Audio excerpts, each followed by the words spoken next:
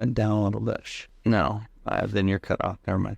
Okay. All right, guys, we are here with one of my best friends, Jeff Wright, on the Pion Podcast. Now, the reason we call it the Pion Podcast is peon is a slang term for a pawn in a chess game.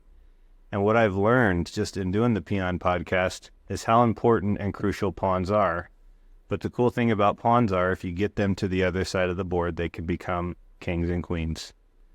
And so we like to get to know the people behind the scenes, not the super high up on the totem pole people, the people behind the scenes. And of course, we're sponsored with Sales Liger.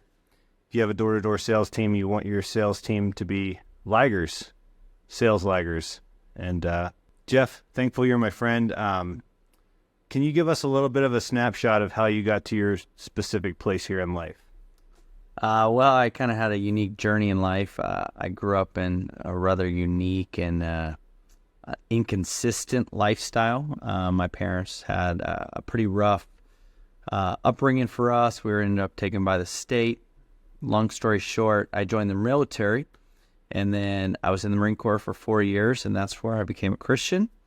And that's what brought me to California, which uniquely allowed me to meet my friend here. And in college, I met my wife. We had served in ministries together when we were married, when my wife and I first got married. And then God moved us away from there. We ended up in Japan as missionaries, planting a church outside of a military base over there. And then uniquely brought back to California, and we served together in different capacities and worked together at different times.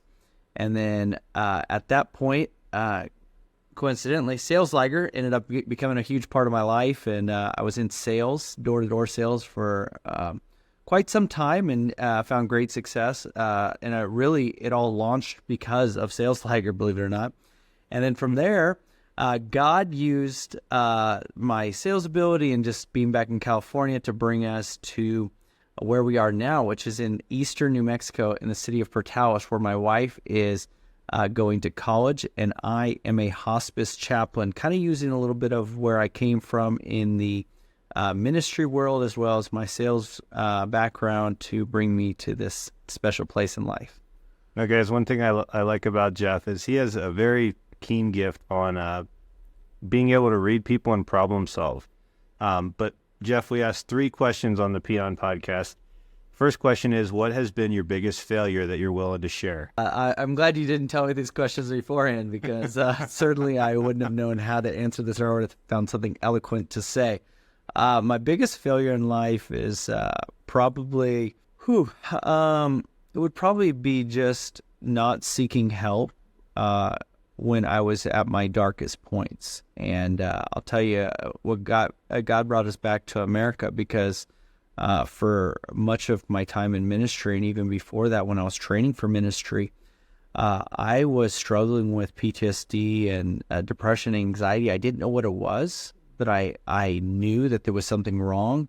And my wife begged for help. She begged for me. She fought for me, but I didn't know what I was dealing with. And then really it took till rock bottom for me to go back to America, and really putting my family in a difficult spot, when if I would have just swallowed my pride and admitted that I couldn't do it myself, our life would have probably been much different. But it was just not seeking help during a dark time. Now, Jeff, as Christians, we have to hope that God has a purpose for everything, even our deepest regrets and failures. Yeah. And it brings me to my second question. What has been your biggest success? Well, these are tough questions. So, I think my biggest success is simply understanding that God put me on this purpose, gave me a purpose on earth for serving people. A long time ago, I was told the term, or this saying, and I've really just taken it to heart, is saved people, or people who know Jesus Christ as Savior, serve people. So saved people serve people.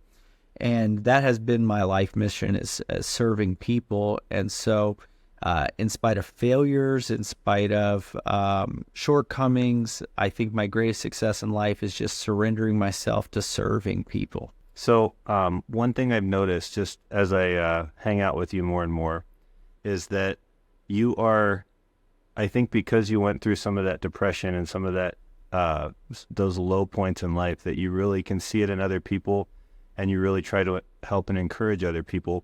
And right now the Lord has you in a position where you are a kind of a hospice chaplain. And when somebody's on their last breath and you're there, I'm sure that you're an encouragement to them. And I know that you've been an encouragement to me because I've been at some low points in my life as well. And you were there to do whatever you could to encourage me. So I want to thank you for that. And it's nice to see the Lord using you here in Portales, close to Clovis. And Jeff and I got to go on a flight today. It was a little windy, but we did it. And it was fun. And so the last question is, what is your biggest goal in 2024? Your questions are good. I appreciate, Brad, you always have good questions and they're always a challenge. And I appreciate you because you say these questions and they're always things that you think about. And you don't just ask tough questions, you ask yourself tough questions. And I know you've asked yourself these. So in 2024, I think that my biggest goal isn't necessarily it's not such a yearly goal, but it's going to be for the next few years. My biggest goal is just being in the moment. And I think that it's going to take several years because bad habits die hard. Yep. And so being in the moment is so important. And I think that often we can allow our circumstances, our discouragements, our victories to get in the way. And just living in the moment. Even earlier, we went bowling, and my kids, they're 5 and 7. They were tired, and you probably see on our face we're kind of tired. We've had a long day, but I was frustrated with my kids. And then at the end, they were just eating French fries, and they were so enjoyable. They were fighting still, but I had to stop and just say, God brought Uncle Brad, which is what they call him, Uncle Brad, to town. And we got to go bowling, and we got to just spend time together. And I was frustrated probably through most of it. But then just being in the moment and just thanking the Lord for that. So that's my biggest goal for 2024 and in the near future, I think. Now, Jeff, I love that we're both married and we both have families, but you have a beautiful family. Your girls are very kind and sweet, and it's fun to play with them. And your wife is going to school, and I want to just say that we're proud of you. Everybody that sees you on Facebook and sees what you've tried to do to help everybody. Just today, he got a set of clippers so that he could help a ministry that needs haircuts. And he's helped me when he came back to California. He helped me with my website. He put good reviews online for me, and he just was a good friend. So, Jeff, we're proud of you. We're thankful for you. And in a couple of years, we want to do a follow-up and see if you've hit these goals, and to see what else you have, what other golden nuggets you have to give us. Okay? Okay. Thank you.